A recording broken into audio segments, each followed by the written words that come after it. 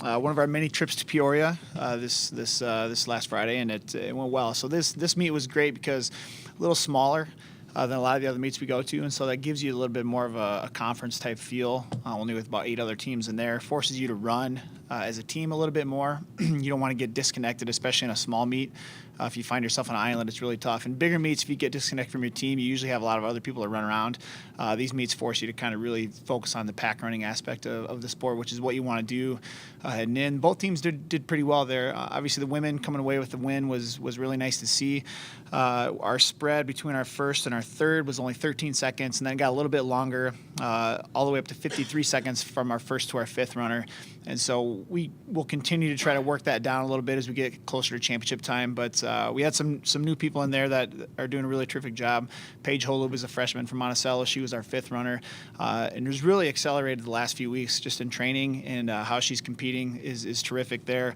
Michaela Cole was our number one. Gabby Champion was our number two. They were right within 2 seconds of each other, and then sophomore Gabby Skopek was our third runner. And so really like where we're at there. We had a couple people out just with some little nagging injuries we're trying to get over there, and so I think we'll be a little bit stronger, even a little more depth in that 4th through 6th spot, which is going to be huge for us going forward. The men, Walcott was our number one runner there. He placed, I think, in the top 10, looked really good. And then we had 2 guys out this week, both battling a little illness, which is crazy. It's September. You don't think about being sick, but man, you get all these college kids back to campus. It's like a petri dish of some illnesses going on. And so best to hold those guys off and just get them 100%. And so I think, again, we'll have a lot more depth once we get into the next couple meets, and it'll really sure up our 3rd through 5th, 6th spots with a couple more guys in there.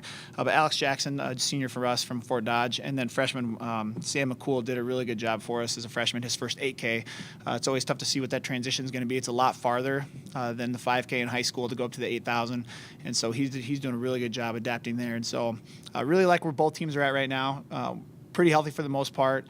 It was really hot on that day. With the start of race was about 87 degrees right in there, and so that makes it pretty challenging. And I thought our kids did a really good job of being prepared. And so we take this week off, get a good block of training in, then we'll be back up to Minnesota, which this was a small meet last weekend. Next time out up at Minnesota at the GRIAC invites, you're going to be looking at about 30 teams per gender, and so that'll be one we got to sharpen our elbows and get ready to be a little more physical running there. So any questions regarding cross country? Who are going to be some of the teams up in Minneapolis? Oh, it kind of depends on the year. We see a lot of Big Ten schools up there.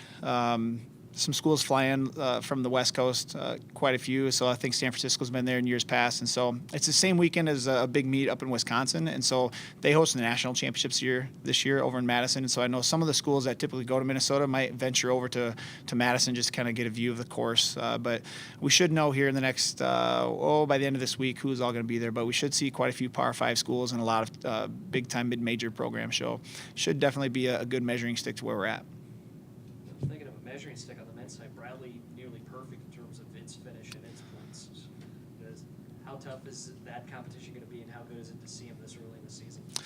It's good to see him. Anytime you can get around some of the best talent in the conference, it just kind of keeps your athletes on edge as far as seeing where they're at and seeing where we need to be. And so they're a good team. I mean, they've won, I think, 2 or 3 years in a row now.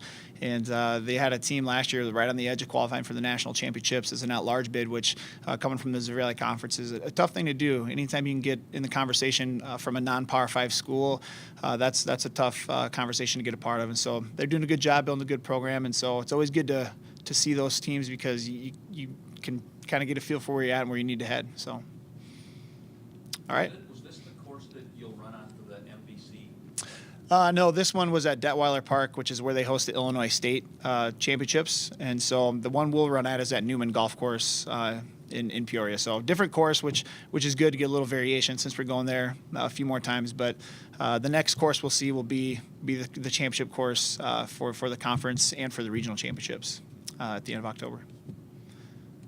All right. Go Panthers.